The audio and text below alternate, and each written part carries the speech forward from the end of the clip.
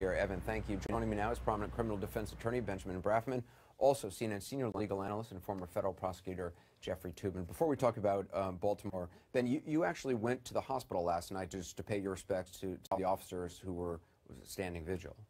We just passed by. My wife and I saw the Jamaica Hospital sign. I knew they were standing vigil, and it's a terribly lonely feeling when you see a sea of blue, young, very young men and women, tears in their eyes, and knowing that fellow officer is dying. I was hoping to see thousands of private citizens, and there weren't that many there, and there should have been a lot. Well, our thoughts and our prayers are with that officer's family and all his colleagues.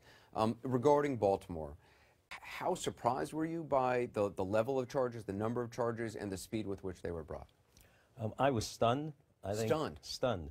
I was stunned. I think Miss Mosby, who was a relatively obscure person 15 minutes ago, is now the face of public justice. I think she's done a terrific disservice to the citizens of Baltimore. Why a disservice?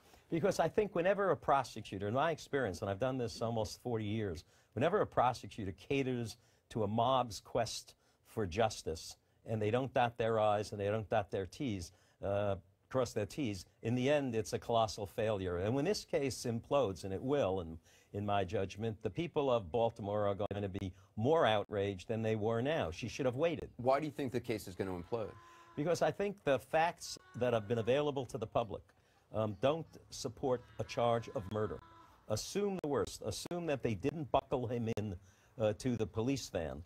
Depraved murder is a very, very hard charge to support, and with proof beyond a reasonable doubt, she is also going to lose this case in terms of being able to prosecute it. Her statement will, in my judgment, create the grounds for a change of venue, and certainly she may have to be recused. What about her statement, the level of detail she went into, quoting, "no justice, no peace"?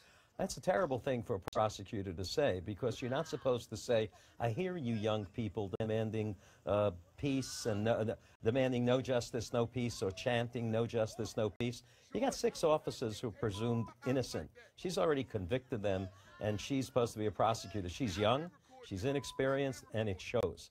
Jeff Toobin?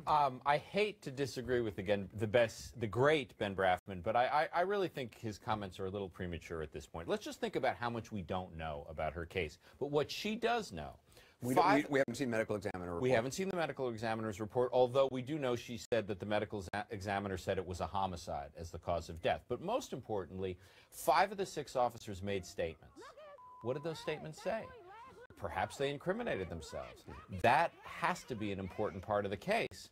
The admissions they made, we don't know what they are. So I think, you know, it may well be that Ben's right, that when this is all over, she'll look terrible. But I think we have to wait. Do you believe she was catering, as Ben said, to the mob or to young people in the city to try to calm the city? I don't think she was catering to a mob, and I also don't think her comments were all that were inappropriate. What she was saying to everyone was, be calm. She wasn't saying, I'm catering to you. She was saying, let's continue these riots. But I do think that a change of venue is very much a possibility. Really? Oh, absolutely. Because just given the magnitude of the publicity and given how the way the whole city was enveloped in this story, I think, now, it's a small state. Where can they go? Annapolis, Prince George's County. I mean, there are not a lot of options, but I do think they may well move it out of Baltimore. Let me make one observation. And you know, Jeff and I have known each other for a long time, and it's okay to disagree on occasion. There was no rush. There was no need to rush. You don't trade an arrest for quiet. The people who were conducting lawless protests should have been stopped because it was against the law to loot and burn and conduct illegal protests. Nobody was stopping them from protesting legally. That's not how you stop unlawful behavior, by saying, okay, here's an arrest of 6 officers. You could do this quietly. You could do it in a legitimate fashion. In the Michael Brown case, we heard all sorts of terrible things happen. The grand jury did not indict. In the Garner case, we had a video of them doing it in the chokehold.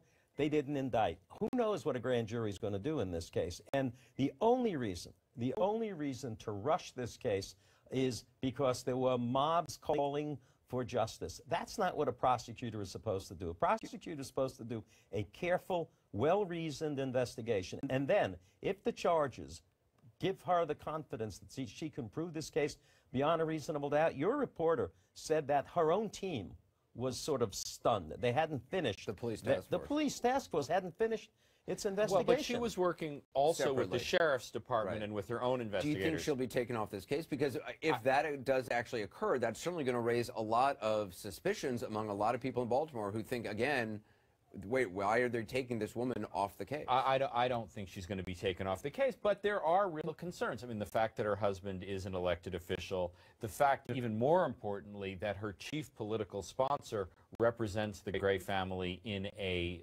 potential civil lawsuit. I mean, that really does seem like a potential conflict of interest.